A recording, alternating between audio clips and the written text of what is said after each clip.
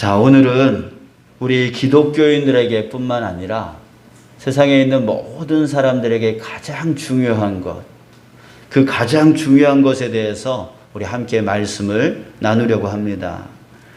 그것은 바로 무엇입니까? 우리가 귀가 아프도록 그토록 많이 듣고 있는 복음입니다. 복음.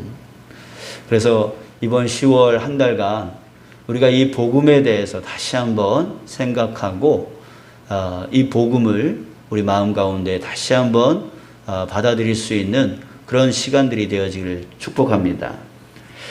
자, 우리 기독교인들에게 복음을 빼면 생명이 없는 시체와 같습니다. 우리 생명 없는 그 사람이 막 돌아다니는 것을 뭐라 그러죠? 생명이 없어요. 근데 돌아다녀요. 막 움직여요. 그런 걸 요새 좀비라고 하죠. 바로 복음이 없는 신앙인. 이게 바로 좀비 같은 신앙인입니다. 그러면 우리 기독교 공동체인 이 교회에 만약 복음이 없다면 어떨까요? 세상 다른 단체와 차이가 없는 거예요. 별반 차이가 없는 거죠.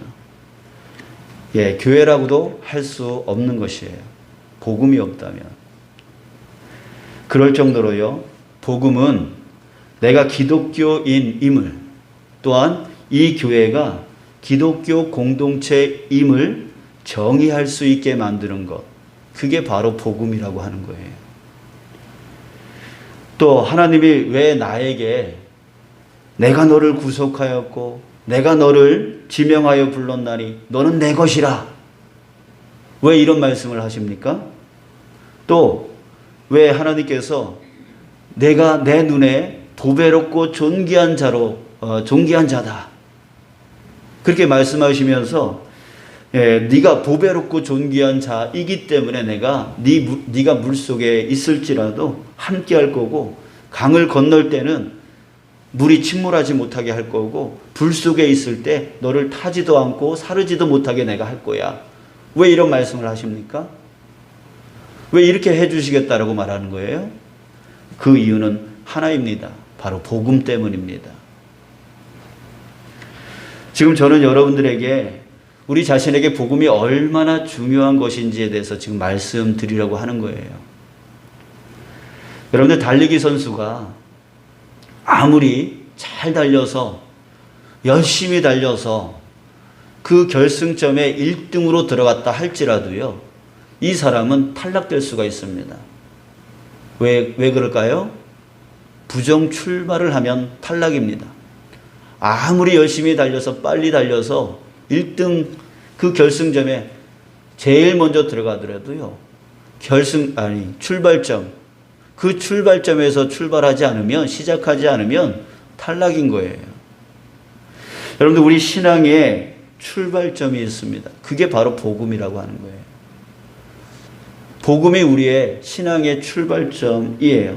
복음을 통과하지 않으면, 복음으로부터 시작하지 않으면 아무리 열심히 신앙생활을 하고 교회에서 아무리 열심히 헌신하고 봉사를 해도요, 나중에 천국문 앞에서 하나님이 이런 말씀하십니다.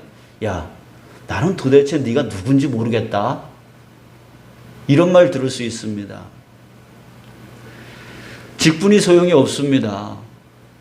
목사인데요, 나 장로인데요, 나 권사인데요, 나 집사인데요. 제가요, 평생 교회 한 번도 빠지지 않고요, 열심히 예배드렸어요. 열심히 봉사했어요. 이런 말 해봤자 아무 소용이 없어요. 그럼에도 불구하고 하나님이 이렇게 말씀하시는 거죠. 잘했어. 근데 난 네가 도대체 누군지 모르겠어. 이런 말을 듣게 되어진다는 거예요. 여러분, 이처럼 우리 자신에게 복음이 얼마나 중요한 것인지 모릅니다. 사도 바울은 평생 복음을 전하기 위해서 살았습니다. 자기 목숨도 아끼지 않고요, 이방 땅을 돌아다니면서 복음을 전했습니다. 고린도 후서 11장 24절부터 27절에 보면 그가 얼마나 복음을 위해서 자신의 생명까지도 아끼지 않았던 것을 우리가 알 수가 있는데, 자, 이렇게 말하고 있습니다. 자기 자신에 대해서 유대인들에게 40에서 하나 감한 매를 5번 맞았으며 3번 태장으로 맞고 1번 돌로 맞고 3번 파선하고 일주야를 깊은 바다에서 지냈으며 여러 번 여행하면서 강의 위험과 강도의 위험과 동족의 위험과 이방인의 위험과 시내의 위험과 광야의 위험과 바다의 위험과 거짓 형제 중의 위험을 당하고 또 수고하며 애쓰고 여러 번 자지 못하고 줄이며 목마르고 여러 번 굶고 춥고 헐벗었노라. 사도 바울이 당한 그 모습을 볼 때에 정말 가히 상상하지도 못할 그 고난을 사도 바울은 당했던 거죠. 근데 그 이유가 뭐냐면 바로 복음 때문이었습니다. 그 복음을 가지고 그 이방 땅으로 가서 그 복음을 모르는 사람들에게 전하기 위해서 이 같은 고난을 당하면서도 포기하지 아니하고 또 가고 또 가고 또 갔다는 얘기예요. 자, 그 뜻은 무엇입니까? 바로 복음의 가치를 말해주고 있는 거예요. 복음이 그만큼 중요하기 때문에 내가 고난 당하는 것보다 더 중요한 가치가 복음에 있기 때문에 나는 이 일을 한다라고 하는 거예요. 그걸 중요하게 여기지 않고서야 어찌 이 고난을 당하면서도 어찌 그 일을 할 수 있겠습니까? 그 복음이 얼마나 중요한지를 그의 삶을 통해서 우리에게 보여준 것이에요. 바울이 복음이라는 단어를 쓴 이유도요, 복음의 중요성을 말해주고 있습니다.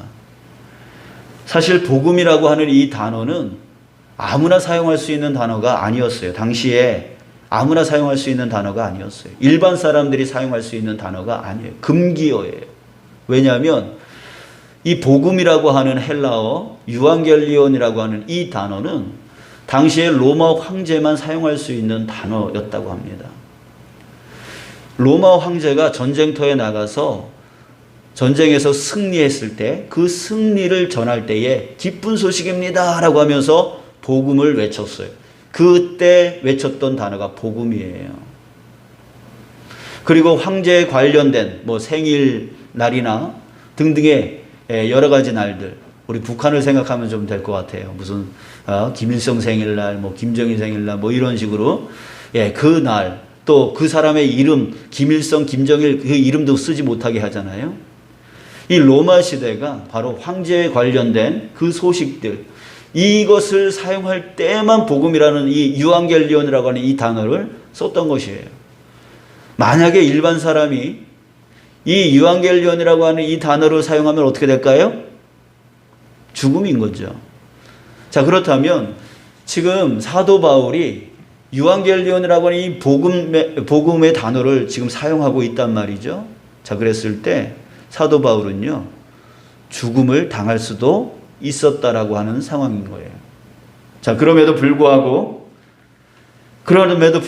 이 바울이 이 단어를 사용했다는 것. 왜일까요? 당시의 사람들은 이 유앙겔리온이라고 하는 이 단어만큼 기쁜 소식이 없다라고 인식하고 있었을 겁니다. 그랬을 때에 이 단어를 사용하지 않고는 그 이상의 단어 표현이 없다란 얘기죠.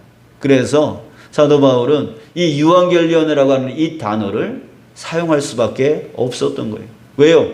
그보다 더 중요한 단어는 그 당시에 없었기 때문에 바로 이 유앙겔리온이라는 단어를 사용했던 거예요. 자, 그런데 여러분, 오늘 본문 첫 마디가 아주 우리에게 의미심장함을 던져주고 있습니다. 뭐냐면 바울이 이렇게 말했습니다. 내가 복음을 부끄러워하지 아니하노니. 자, 이 말이 바울이 왜 이 말을 했을까요? 물론 우리가 그냥 들으면 자신에게 복음이 중요하기 때문에 복음을 자기는 당당하게 여긴다라고 하는 그런 표현일 겁니다. 그렇게 표현하는 걸 거예요. 근데 좀 더 깊이 우리가 생각해 보면 역으로 이런 의미를 담고 있을 겁니다. 뭐냐면 당시의 사람들이 복음을 듣고 복음을 믿었음에도 불구하고 그 복음을 어떻게 여겨요? 부끄럽게 여기고 있다는 거예요. 그 복음이 얼마만큼 중요한 건데, 얼마만큼 소중한 건데 예, 얼마만큼의 가치가 있는 건데 당시의 사람들이 그 복음을 부끄러워하고 있다는 얘기예요. 복음을 남들에게 전하는 것을 부끄러워하고 있었다는 얘기예요. 그래서 지금 이 사도 바울은 나는 복음을 부끄러워하지 아니한다라고 표현을 했던 거예요. 사랑하는 여러분, 우리 자신을 돌아봤으면 좋겠습니다. 이렇게 중요한 이 복음, 나를 정의할 수 있는 복음, 이 교회를 정의할 수 있는 복음, 그 복음 외에는 교회에서 존재할 것은 없습니다. 그 복음으로 출발하지 아니하고는 아무리 열심히 헌신하고 봉사하고 직분이 장로 목사가 되더라도 소용이 없는 거예요. 하나님이 우리를 알 수가 없는 거예요. 그렇게 중요한 것을 우리는 혹 부끄럽게 여기고 살아가고 있지는 않습니까? 주변 사람들에게 내가 신앙인이라는 것조차도 알리고 싶지 않은 그런 삶을 살고 있지는 않습니까? 또 그들에게 복음을 전해야 된다라고 하는 그 압박감이 우리로 하여금 괴롭게 여기고 우리로 하여금 즐겁지 않은 것으로 여기게 만드는 그런 삶을 산다면 여러분, 우리는 정말 무엇입니까? 누구입니까? 지금 우리가 왜 이 자리에서 이 예배를 드리고 있는 것입니까? 여러분, 왜 복음이 부끄럽냐면, 왜 복음을 전하기가 그렇게 힘든 것이냐면 그 이유는 또 한 가지죠. 복음을 귀로는 들었어도 복음을 체험해 보지 못했기 때문입니다. 머리로는 복음에 대해서 많이 들었어도 이 가슴으로는 복음을 느껴보지 못했기 때문입니다.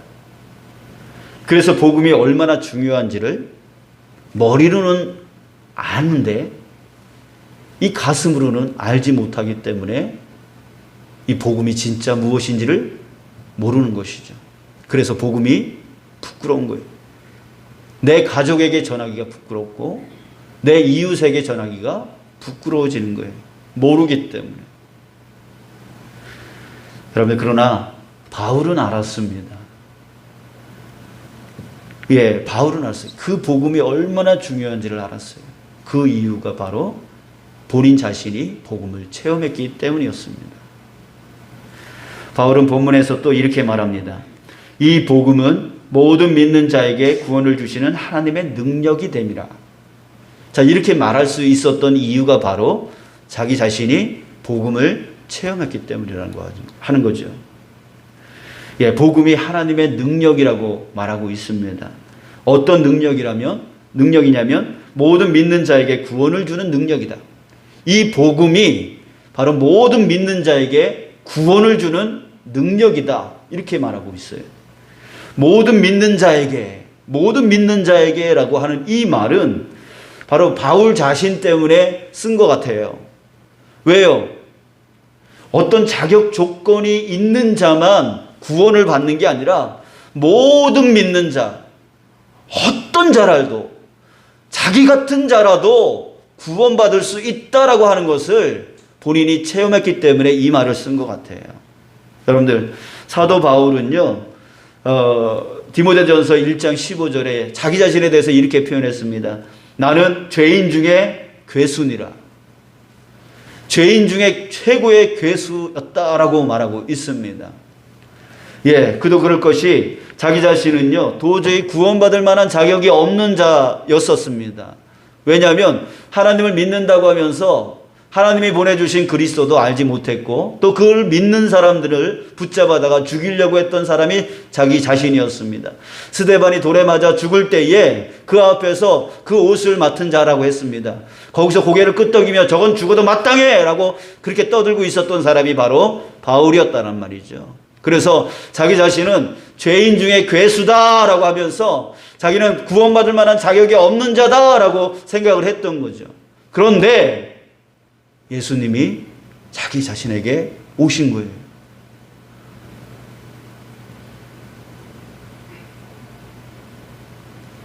그랬더니 자기 인생이 완전히 변화가 되어진 것이죠. 복음을 듣고 그 복음이 체험되어지니까 자기의 삶이 완전히 바뀌어 나가는 그런 것을 본인이 체험했던 거예요. 그렇기 때문에 모든 믿는 자에게 구원을 주는 하나님의 능력이 됩니다. 나 같은 자도 믿으면 구원을 주시는 하나님의 능력이 됩니다. 이게 바로 복음의 능력이라고 하는 것을 사도 바울이 체험했기 때문입니다. 그 체험이 바로 그로 하여금 그 이방 땅에 그 힘듦과 어려움과 그 고난을 당하더라도 결코 굴하지 아니하고 그 복음을 자랑하며 살아갈 수 있는 그런 사도 바울이 되어졌던 것이죠. 여러분, 복음에는 능력이 있는 거예요. 능력이 있는 거예요. 그러나 머리로만 알면 복음은 능력이 없습니다. 내가 복음을 체험하면 능력이 드러날 수밖에 없습니다. 또 사도 바울은요, 이 복음을 신비의 계시라고 표현을 했습니다. 로마서 16장 26절에 보면 신비의 계시, 신비스럽대요. 아주 신비스러운 게 이 복음이래요. 왜냐하면 사실 이 복음이라는 것은요, 정말 아무것도 배우지 못하고 공부하지 못하고 또 저기 우리 유나 영우 이렇게 있는데 이런 어린 아이들까지도 이 복음을 들으면 아, 그런 거군요 라고 이해할 수 있는 정도의 아주 단순한 것이 바로 복음입니다. 배움이 없어도 다 알고 들을 수 있는 게 바로 복음이에요. 자, 그런데 이 당시는 어떤 시대였냐면 철학 사상의 시대였습니다. 우리가 아는 사람은 다 아는 그런 철학자들, 소크라테스, 아리스토텔레스 이런 사람들이 살던 시대가 바로 사도 바울이 있었던 시대예요. 그 당시에 로마 제국의 그 사람들은 철학 사상에 다 젖어 있던 사람들이에요. 그래서 시장, 거리에서 서로 철학자들이 서로 말로 싸웁니다. 누가 옳은지 그른지 싸웁니다. 그렇게 싸워서 한번 배틀을 붙어서 누가 더 똑똑함이 더 증명이 되어지면 이쪽에 있는 제자들이 다 이쪽으로 넘어옵니다. 그러면서 철학자들이 밥 먹고 살았던 거예요. 그러니까 결국은 이 말로 자기의 논리, 그 논리를 주장함으로 인해서 그 사람들과 싸워서 제자들을 얻게 되어지는 거죠.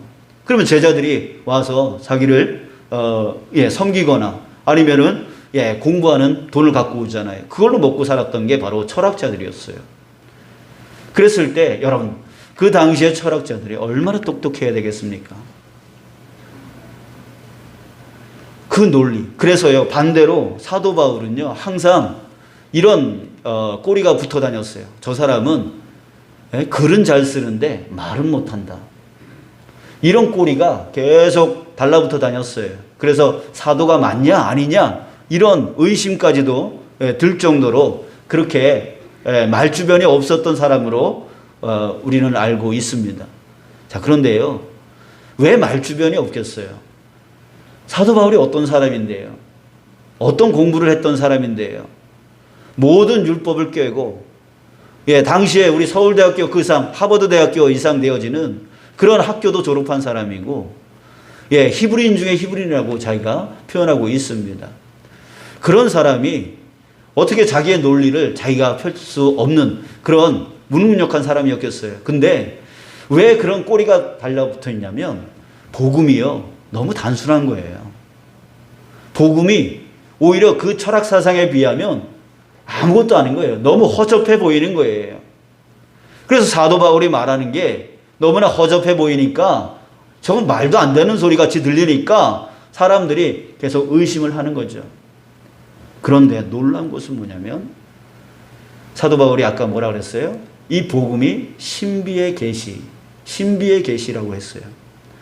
놀라운 것은 뭐냐면 당시의 철학 사상에 비하면 이 복음의 내용은 너무나 단순하고 너무나 허접한 것이지만 그 복음을 들은 사람이 그 사람들에게 변화가 일어나기 시작하는 거예요. 그들이 그 복음, 그 단순한 복음을 듣고 믿음이 생겨나고 그 믿음이 또 믿음을 성장시켜서 결국 예수님을 위하여 목숨을 바쳐서 살아가게 되어지는 그런 사람들이 되더라는 거죠. 당시에 철학, 그 놀라운 그 지적인 능력을 갖고 있는 그 철학 사상도 사람을 그렇게 구워 삼기가 힘든 세상이었는데, 복음, 그 단순한 그 복음을 듣고도 사람들이 변화되어지고 예수님께 자신의 생명을 바치며 천국을 소망하며 살아가는 그런 자들이 되어지더라는 거예요. 당시에 예수님을 믿는, 우리나라도 초기에, 선교 초기에 예수님을 믿으면 어떻게 됐죠? 집에서 쫓겨나거나 제사 드리지 않는다는 이유로 비난의 대상이 바로 기독교인들이었죠. 당시에 예수님을 믿는다라고 하는 것은 집안에서 쫓겨나는 일이고, 빨간 줄이, 호적에 빨간 줄이 그어지는 그런 일들이었어요. 그럼에도 불구하고 복음을 듣고 예수님께 생명을 바쳐 나가는 그런 사람들이 되더라는 거예요. 그 단순하고 그 허접한 그 말이 무엇이길래요? 그래서 사도 바울은 그 복음을 신비의 계시, 그 내용에 힘이 있는 게 아니라 그 내용 안에 역사하시는 하나님의 능력이 있었다는 얘기예요. 바로 복음에는 하나님의 능력이 임하게 되어지는 것입니다. 여러분들, 저와 여러분들이 만약 복음을 믿게 되었다면 바로 그 이유는 그 복음의 내용이 너무나 내 생각에 맞기 때문에, 내 뜻에 맞기 때문에, 그거 맞아 이랬기 때문에 여러분들이 복음을 믿은 게 아닙니다. 그 복음을 듣게 되어질 때에 하나님의 영이신 하나님이 능력으로 역사되어져서 그 닫혀져 있는 영적인 눈이 열리고, 영적인 귀가 열리고, 영적인 마음이 열려서 그 복음을 믿게 되어지는 은혜의 역사를 체험하신 것입니다. 그렇기 때문에 저와 여러분들이 지금 구원을 받게 되어진 것이에요. 예수님을 믿게 되어진 것이에요. 코로나19가 아무리 세상 가운데 퍼져 있더라도, 그럼에도 불구하고 예배 자리에 나와서 이렇게 예배할 수 있는 그 힘이 바로 어디에 있냐면 바로 그 복음의 능력 안에 있게 되어지는 것입니다.